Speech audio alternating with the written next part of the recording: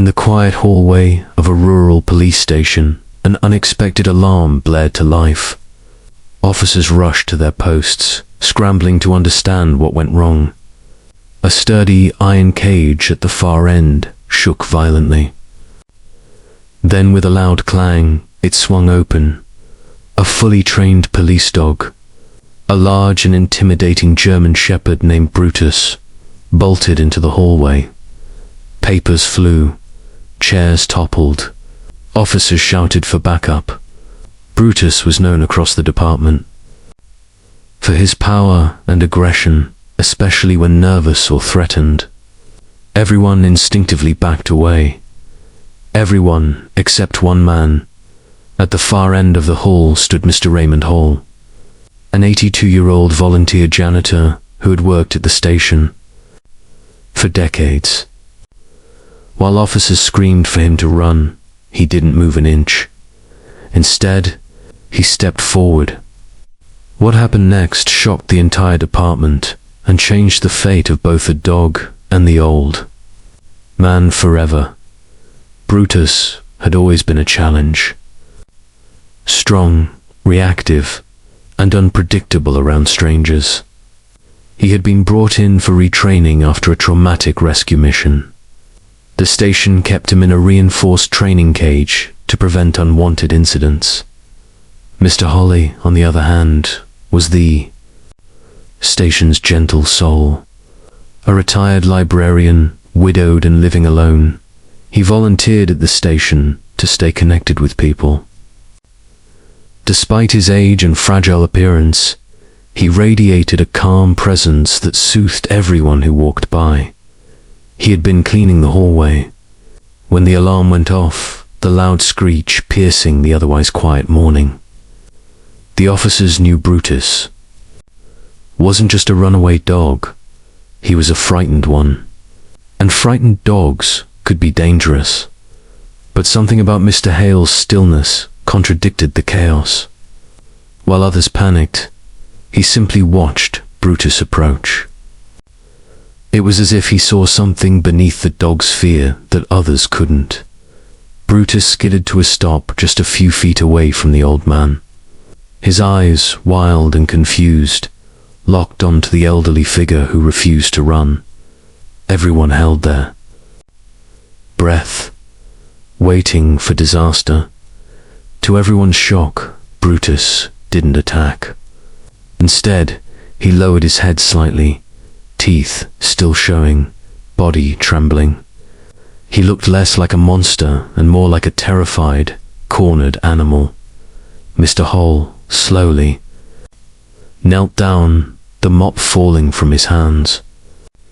His voice was soft, barely a whisper, but his presence radiated something Brutus desperately needed.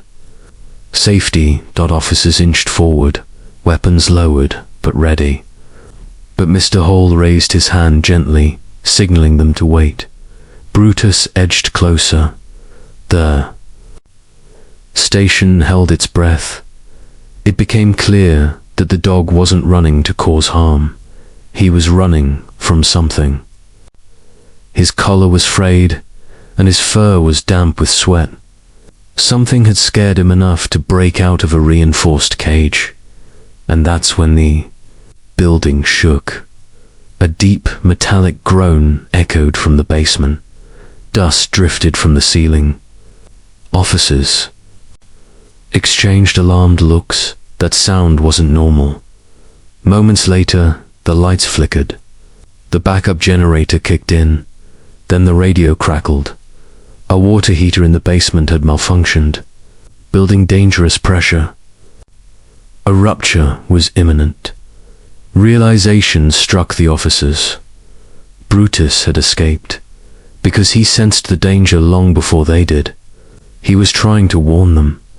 And Mr. Holley, the one person Brutus approached, was the only one calm enough to understand. But the basement was already filling with smoke. Someone needed to get down there and pull the emergency release valve before the entire station faced a catastrophic explosion. Brutus suddenly barked sharply. pulling at Mr. Hale's sleeve before darting toward the stairwell. The elderly man struggled to keep up, coughing as smoke thickened. Officers shouted for him to stop, but it was too late. Mr. Holly and Brutus had already disappeared into the smoky corridor. Brutus led the way with instinctive urgency, pausing every few steps to ensure Mr. Holly was still behind him. The dog knew exactly where the danger was. Down in the basement, the noise was deafening. The water heater was moments away from a violent rupture. Mr. Hall reached the emergency valve, but collapsed from the heat and smoke. His frail body trembled. On the floor, Brutus nudged him desperately. The old man reached up with shaking hands, but couldn't muster the strength. Brutus made a split-second decision. He grabbed the emergency lever with his jaws and pulled. The valve snapped open, releasing a blast of scalding steam right into Brutus. The pressure stabilized. The explosion was prevented. Officers rushed in seconds later. They found Mr. Holly conscious, but Brutus lay motionless beside him, a heart stopping. Silence filled the room. Brutus was rushed to an emergency veterinary unit. The officers who once feared him now stood outside the exam room like worried family members. Mr. Holly refused to leave, sitting silently with smoke-stained clothes and trembling hands. Hours passed. Finally, the vet emerged with a tired smile. Brutus was alive, burned, exhausted, but stable. When Brutus eventually opened his eyes, the first person he searched for was the same elderly man who had refused to run away from him. Mr. Hall placed a gentle hand on the dog's head. For the first time in his life, Brutus's tail wagged softly. In the days that followed, the story spread beyond the small town. News outlets highlighted the unlikely bond between the fierce police dog and the elderly janitor. Donations poured in for Brutus's recovery. He received a service medal, but when the moment came, he nudged it toward Mr. Hawley instead.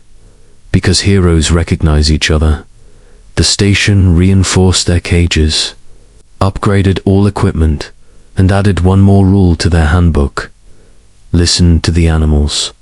They sense what we don't, and maybe, just maybe, we should all be a little more like Mr. Hall, choosing calm over fear, compassion over panic.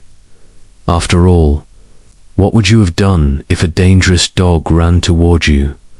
Run away or stand your ground?